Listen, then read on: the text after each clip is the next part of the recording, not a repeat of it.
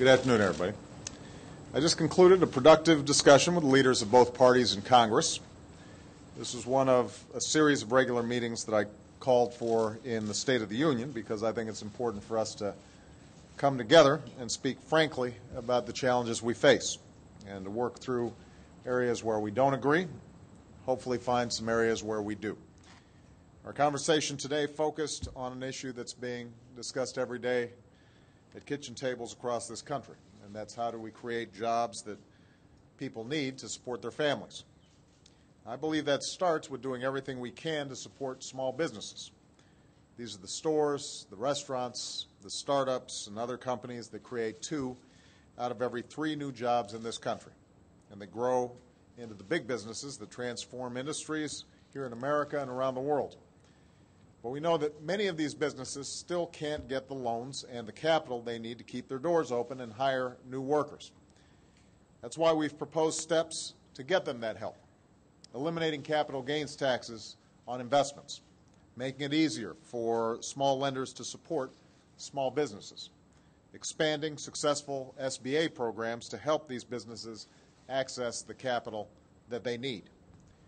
This is how we create jobs, by investing in the innovators and entrepreneurs that have always driven our prosperity. These are the kind of common sense steps that folks from both parties have supported in the past. Steps to cut taxes and spur private sector growth and investment. And I hope that in the coming days we'll once again find common ground and get this legislation passed. We shouldn't let America's small businesses be held hostage to partisan politics, and certainly not at this critical time. We also talked about the need to move forward on energy reform. The Senate is now poised to act before the August recess, advancing legislation to respond to the BP oil spill and create new clean energy jobs. That legislation is an important step in the right direction, but I want to emphasize it's only the first step, and I intend to keep pushing for broader reform, including climate legislation, because if we've learned anything from the tragedy in the Gulf, it's that our current energy policy is unsustainable. And we can't afford to stand by as our dependence on foreign oil deepens, as we keep on pumping out the deadly pollutants that threaten our air and our water and the lives and livelihoods of our people. And we can't stand by as we let China race ahead to create the clean energy jobs and industries of the future. We should be developing those renewable energy sources and creating those high-wage, high-skilled jobs right here in the United States of America. That's what comprehensive energy and climate reform would do, and that's why I intend to keep pushing this issue forward. I also urged the House leaders to pass the necessary funding to support our efforts in Afghanistan and Pakistan. I know much has been written about this in recent days as a result of the substantial leak of documents from Afghanistan covering a period from 2004 to 2009. While I'm concerned about the disclosure of sensitive information from the battlefield that could potentially jeopardize individuals or operations, the fact is these documents don't reveal any issues that haven't already informed our public debate on Afghanistan.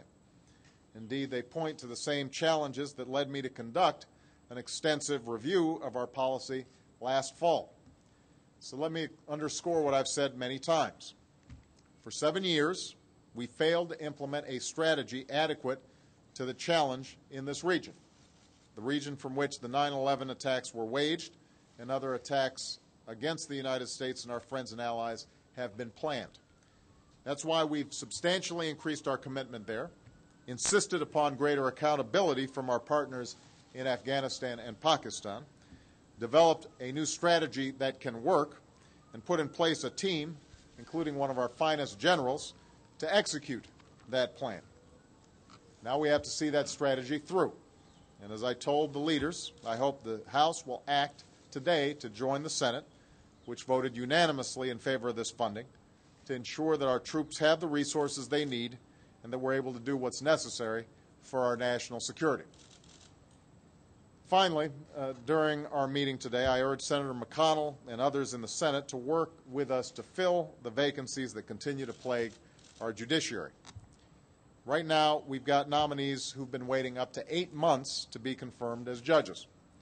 Most of these folks were voted out of committee unanimously, or nearly unanimously, by both Democrats and Republicans. Both Democrats and Republicans agreed that they were qualified to serve. Nevertheless, some in the minority have used parliamentary procedures time and again to deny them a vote in the full Senate.